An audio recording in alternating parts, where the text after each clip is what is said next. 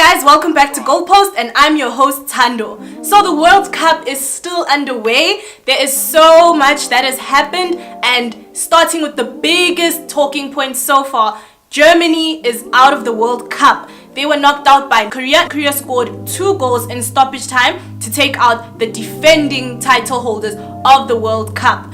So that was really wild. I mean, even the manner that it happened in stoppage time, it is so sad. It was actually so heartbreaking. You know that football is the only sport where you actually see men cry. You could see how disappointed everyone was. But hey, you know what? A lot of people are saying that Sane could have been the one to save the day, and they left him out of the squad. But you know, you can't pin a loss on one factor. There's so many factors that could have gone into it. They played against really good teams. Those teams showed up. Mexico did the most. Mexico is gonna play against Brazil in the round of 16, which is a very exciting encounter that I'm waiting for. I'm excited to see Carlos Vela play. I'm excited to see Chicharito do the most as well. It's going to be lit.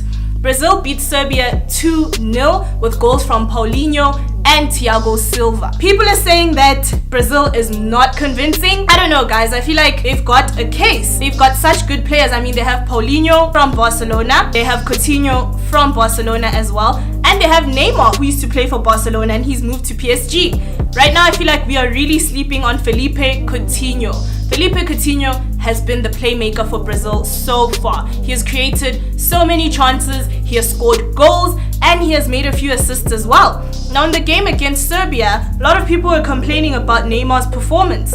So we all know that Neymar likes to showboat. He likes to do his skills. I mean, he likes to do the knockoff with his ankle. And you know, everyone is saying that, oh my god, Neymar, why do you always have to showboat? Because I mean, he really was wasteful in that match.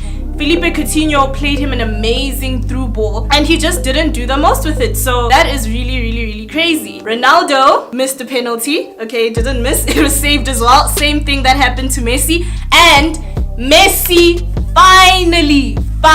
finally opened his account in the World Cup. And it is so crazy how that happened. I mean, Messi had this post-match interview with a journalist after he hadn't scored in 2 games. And you know what? The journalist was like, yo, my mom loves you so much. I even have this ribbon here for you.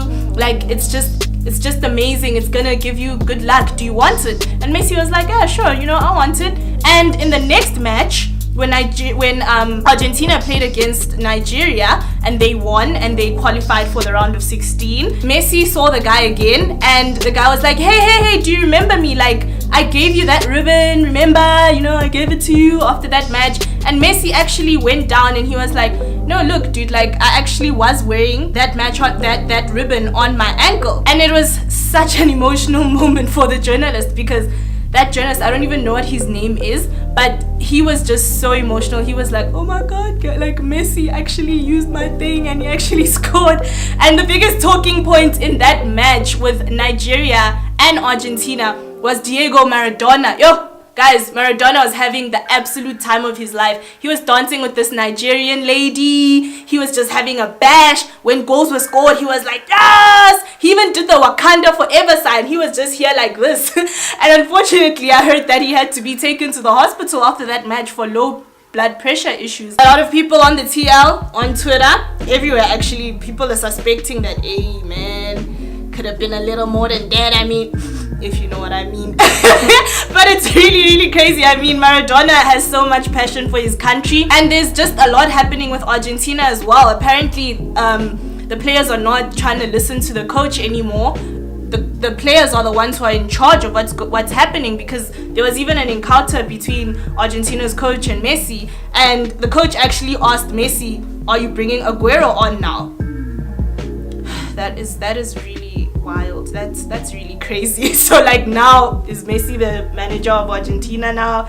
Like, I don't know what's going on. So it seems there's this curse that's happening with the World Cup. What's happening is that once you win the World Cup, you get taken out in the group stages for the next tournament 4 years later. We saw it happen with France winning the World Cup in 1998. They were out in the group stages in 2002. We saw that happen again when Italy won the World Cup in 2006. And in 2010 in South Africa, they were knocked out in the group stages. And once again, Germany won the World Cup in 2014, and they were taken out in the group stages this year in Russia. So it's just been really, really crazy. It's been a bash. For the round of 16, I never expected it. Like, it's so crazy what's been happening right now. So Portugal qualified for the round of 16, and they are going to be playing against Uruguay. Argentina qualified as well, and they are going to be playing against France.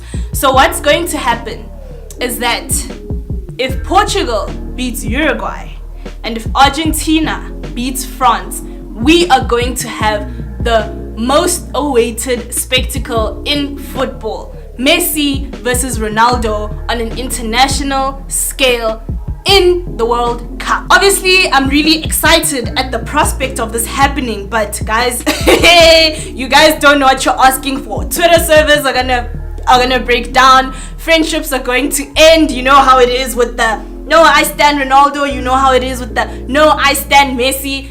It is going to shake. So another thing as well is the African countries in the World Cup. African countries have been actually doing really well for the first time, but unfortunately they haven't been able to qualify. Nigeria, unfortunately, because of their loss to Argentina, they are out of the World Cup in the group stages. And you know, I was actually favoring them. I mean, they have the likes of Victor Moses, they have Ian Nacho there, they have a really good squad, but they couldn't make it. Senegal are out on yellow cards. Guys, like, this fair play thing, hey, it's really deving us. Imagine being out on yellow cards as well, which is another thing as well with VAR. You know, VAR was introduced in this year's tournament and it's been shaking ever since. So there's been a lot of penalty claims. There have been penalties that were given that people don't think were penalties. There have been penalties that were not given as well. So it's been really crazy. I mean, in the Argentina versus Nigeria match, there was an encounter between the two players and the ball just so happened to touch Marco Rojo's arm. So it's really weird because, I mean, his hand was like in a, you know, a really awkward position. I mean, he was just there like, oh my gosh, I'm trying to hit the ball, and then the ball fell onto his arm, and all the Nigerian players were like, no, it's a penalty, it's a penalty. The referee went to go consult VAR, and it wasn't given. And personally, I think that was a good decision. It wasn't supposed to be given as well. So with goal line technology, that's something that we all welcomed as well. I mean, in 2010, Frank Lampard scored, and the goal wasn't given. So these things such as fair play and VAR, I think, are actually really aiding the game. Although there's a lot of people who disagree with me. There's a lot of people who are saying, no, VAR is not cool. It's taking away from the uncertainty of the game. You know, I don't know why people want there to be uncertainty. Surely, if you're playing on the world's biggest scale in terms of football, there should be rules. So it's been extremely crazy what's been happening. And I also want to talk about England as well. England are looking pretty dangerous. Harry Kane is currently sitting on 5 goals. He's the tournament's top scorer. And it's just really crazy. I mean, they beat Panama 5-0. People are just saying that it's Panama, it's just Panama.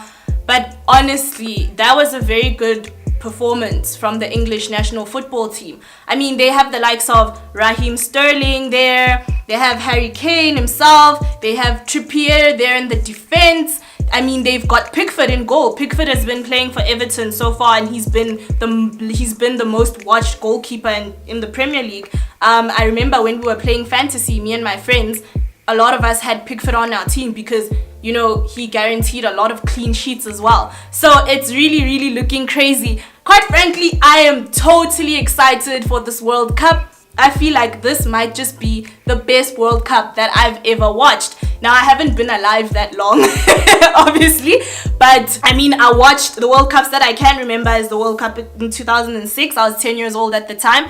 It was really fun. I mean, yo, guys, the headbutt from Zinedine Zidane. Obviously, it's the World Cup. There's always gonna be controversial things happening. So it's been extremely crazy, and I'm still gonna be here discussing all the main talking points and all the memes. And thank you so much for watching Goalpost. That's it from me. Please remember to like, comment, and subscribe, and I'll see you on the next episode of Goalpost. I'm trying to walk on top of the ocean.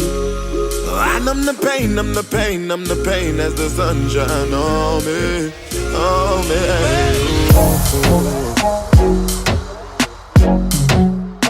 Oh Lord of His mercy,